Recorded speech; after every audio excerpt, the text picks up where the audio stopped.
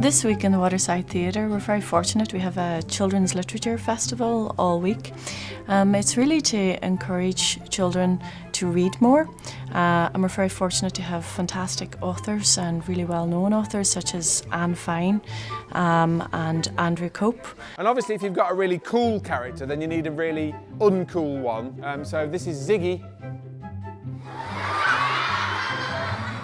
I've had a fantastic day today, absolutely brilliant. I've talked to about 500 kids today and talking about positivity, enthusiasm, talking about reading and writing. And the best thing was they really, really got it. It was amazing! I feel inspired.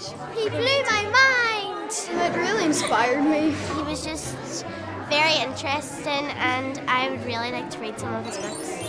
We have local authors giving readings to all the school children and to families as well. Ernie Edge finished his maths exam with a sense of doom. He put down his pen and sighed and sank back into his seat. It was funny when his granny was doing karate.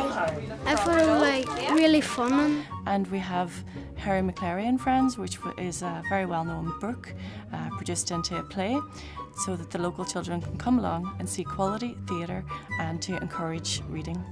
It's called a book swap. You can bring a book in and you can swap for another book on the table and it's free.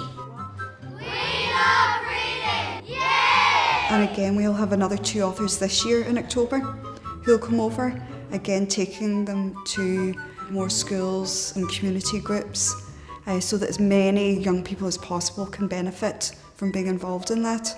I want you to have a brilliant life, and there's 3 things that I need you to do to have a brilliant life, okay? Top tip number 1 is if you want to have a brilliant life, you've got to read, and you've got to read every single day, just for half an hour, maybe an hour if you can, every single day, because your brain gets really big. It's an honour to be asked to come and speak at the Children's Festival, and I think for me the most important thing is to get kids enthusiastic about reading at an early age, and I think the earlier you can get them engaged in reading, then the better their life chances. Second thing, top tip number 2, if you want to have a brilliant life, is that you need to read.